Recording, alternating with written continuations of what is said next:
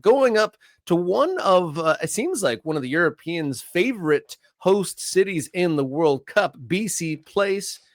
Been a cause of controversy over the last year or two because the one of the best teams in Major League Soccer, Vancouver Whitecaps, are in danger of being relocated because the arrangement at their home, BC Place, World Cup venue, isn't fruitful enough for the Major League Soccer franchise. Yeah, so reports coming out of Canada over the last couple of days that Vancouver, the club, Vancouver Whitecaps, have proposed to PAVCO, which is the provincial crown corporation that runs BC Place, to take over management. Now, this has been an idea floated, I think, a couple of times as we kind of played out the original crisis, or maybe there was Crisis 2.0. Crisis. Greg Burrell, excuse me. Don Garber kind of floated this as an idea, like maybe the club should be running the stadium. There is, I think it's unclear from a business perspective whether this fixes everything, right? So is this something that would actually remedy their financial issues, or is this kind of just a Band-Aid on what is still a massive problem just because of the way that club has to try to make it work in Vancouver? This from the province, which I believe was the first outlet to report this. Patrick Johnston reporting, Post Media understands the Whitecap management has put forward a proposal to PAVCO to take on managing the downtown Vancouver facility. Actually, Away from the Numbers, which is a podcast up in Vancouver, on a blog, actually had the news first. A well-placed source confirmed the report, suggesting it was one of a series of ideas that have recently been floated as the team and the provincial government try to find a solution that will increase revenue. The Whitecaps have long made it clear they aren't after a handout. They are just looking to have their situation repositioned in such a way that they can get to roughly league average in revenue. The government, PAVCO, and the team have been talks for months about the challenges in front of the Caps, why ownership has been looking to sell for 19 months, and what can be done to keep the team in Vancouver after the World Cup experience, which you referenced, Rob. It's hard to fathom that a solution to keep the Caps in Vancouver in the long term can't be found. As it stands, the only two MLS teams who play in facilities where they don't even co-manage the stadium are Chicago and NYCFC. They are both moving to their own buildings, right? This is the reality of Major League Soccer. You got to build your own joint, and NYCFC finally is getting that done. Chicago getting shovels in the ground there in Chicago. The province has already agreed to shift stadium profits made off Caps games back to the team, a scenario made possible because BC Place has become a highly profitable concert venue. And it does say that if the Caps and BC Place secure a future together, MLS's shift to a winter season will likely greatly improve BC Place's ability to host more concerts, which I guess in the end is good for the province, right? It's long been believed the Caps would like to have a go at running BC Place, at least as a short-term solution to their long-term goal of having their own stadium. Don Garber has said the only way to secure the team's future in Vancouver is for the MLS club to build its own stadium. So this is, as I said, this is only a stopgap. This idea is only about, let's bridge this gap between playing in BC Place and basically having crap revenue and building our own stadium. And we have heard the mayor has backed a plan to build something out at the site of the former temporary venue that they had when they entered Major League Soccer, Hastings Park, I believe. And there's also maybe a couple of other ideas in terms of location. Despite being near to the top of the league in attendance and in player spending, the Caps insist they are the bottom of the league in match day revenue.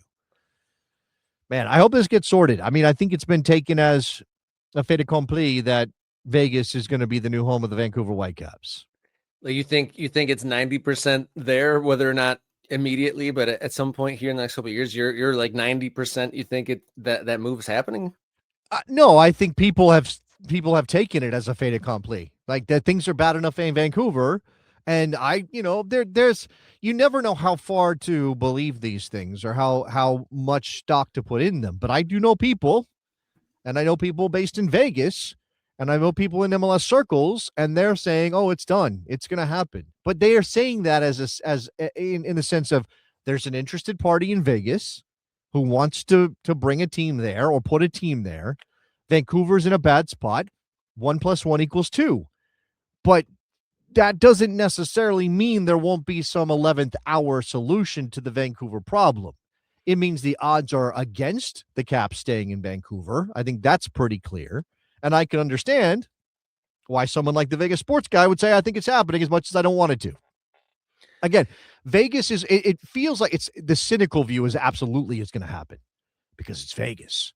And because look at what the Golden Knights are doing in Vegas and the fact the Raiders are in Vegas. And now the A's are trying to figure out, and like Vegas is exploding as a major league sports city. And of course, MLS wants to be involved in that, particularly when you got a team in Vancouver, for as popular as they are in Vancouver, that can't figure out their revenue situation. It would really be a shame, though, once Vancouver finally became one of the competitive top teams in the league. Whether that has anything to do with this or not, I don't know if we'll ever know that. But it would be a shame would they have a dedicated fan base. There's not many places that have the dedicated fan base that Vancouver has had through thick and thin with that team. And the fans there are finally being rewarded with results on the field. Yeah. And it would be almost like, to be honest, Major League Soccer shooting themselves in the foot to get into the hot market, which is probably on the back end of Las Vegas is so hot right now because Vegas was always the bargaining chip for cities to get stadiums. And I feel like there's so many stadiums already being built that they might be a little bit late on that. But like, you don't want to sacrifice. It might end up being one of those Columbus things. So you get that team in Vegas and then another team is created vis-a-vis like what the Columbus Crew did, perhaps. It would be wild to abandon a dedicated fan base like Vancouver. No, of course. I mean, and look, my position on this is clear. You don't up and move clubs. You don't. You do everything in your power to make it work. The club on paper belongs to the owners, but in the real sense, it belongs to the people. It belongs to the fans. And it was, the thing about Columbus, right? The thing that's different between the way the Columbus situation happened and what's going on with Vancouver is that in that case, in Columbus, that was an owner who from the very beginning was trying to angle to move the club when he bought the team. Anthony Precourt's a Northern California guy. He wasn't a Columbus guy. I didn't have Ohio roots. When he bought that club, I think you can reason this out, and there may have even been things in his agreement that basically allowed him to move the club if certain things happened. And he was always ready to move at the moment that he could.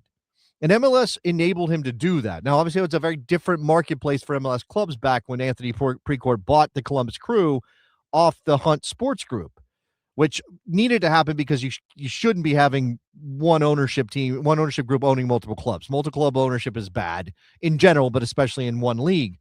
So that needed to happen. But Anthony Precourt was always scheming. So his idea was, I'm ripping this team out of Columbus no matter what, if I can get away with it. That wasn't, the revenues are bad or they're not competing with MLS. I mean, yes, they were playing in Old Crew Stadium at the time, and that obviously wasn't state of the art, but it clearly wasn't a situation where Columbus wasn't supporting that team enough to justify moving them.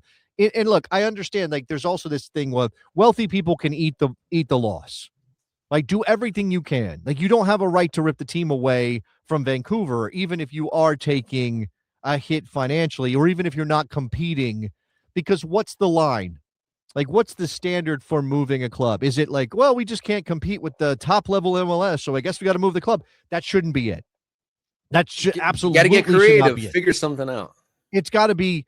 They absolutely cannot work here. There is no way. Now, again, they're one of the highest attended teams in the league, right? So, and again, maybe this deal to take over operations of BC Place helps. And here's an example of it from Patrick Johnston at the Province. Scaling up what's possible at BC Place is one of the ways to increase revenue. One example that you'd expect the Caps to do if they were running the stadium is how beer sales work. At the moment, tenants are only able to sell about 1/10 of the beer, meaning the Caps, when they're a tenant, can only sell 1/10 of the beer, meaning that the official beer of the Whitecaps isn't much of a selling point. Alongside that, no one is going after an official beer of BC Place sponsorship. But if that arrangement was flipped and the team's official beer was available in larger quantities at every event and not just at soccer games, right? So at concerts, the official concerts. Beer, yeah, if they're running it, right, the official beer of the Caps is now available all through the stadium all the time, then a sponsorship deal right there can be scaled up. So now you're bringing in more revenue from your sponsorship deal on your beer because now you're in control of those things, right? And you think about the history of MLS. This was a major problem for DC United at RFK Stadium. They did not control that venue. The District of Columbia controlled that venue. They didn't have the ability to take out all of those match day revenues from beer sales and everything else. And so they had to find a way to build a stadium. And there are people now who will tell you that Audi Field is far from ideal as a modern soccer venue in America. It's oriented the wrong direction. The sun comes directly into the cameras during games that are happening in those evening hours. It's kind of an erector set thing. It feels incomplete when you go, but it's 1,000 times better than RFK Stadium because they control things there. And from a revenue perspective, it helps the club survive, right? There are things you lose. Shout out to PSU to DCU because Lot 8 it was magic. When the supporters groups were holding their pregame tailgates in Lot 8, it was one of the most special places in American soccer.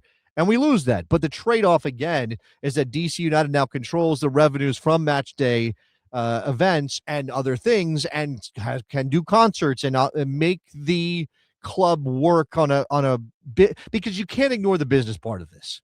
We can't get so romantic that we ignore that these are businesses and they have to run as such. Yeah, and that is every single MLS storyline covered, right? We did it all right now, but forgot to mention Don Garber. He's going to be done soon. So the search for the next MLS commissioner is amongst the things floating around in the ether over this pretty monumental time for American soccer. Can I address this? They control the revenue, but they just asked the district for what, $300 million to put a roof on that building. I'm still following up on this story. I know that a council member in DC put forth a bill to give DC United or to spend $400 million of district money on a roof for Audi Field. I don't know where that is. That seems obviously it's an insane idea to spend public money on something like that. But there may be, look, the reality of sort of weather coming in, it's a factor here.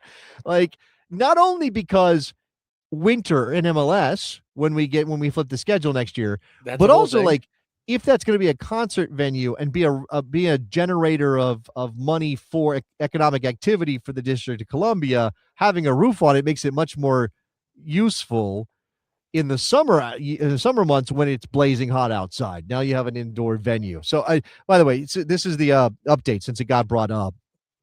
DC Council Chairman Phil Mendelson has introduced legislation that would add a climate-controlled roof and approximately 8,000 seats to Audi Field, a $620 million proposal supporters say would attract more events and generate new revenue for the district, right? And I am always the first to have a skeptical eye on spending public dollars on private enterprise when it comes to stadiums, because the economic studies will tell you do not get as much out of it as they promise when they're saying let's spend hundreds of millions of dollars or billions of dollars on these things. But that is an interesting story to keep an eye on.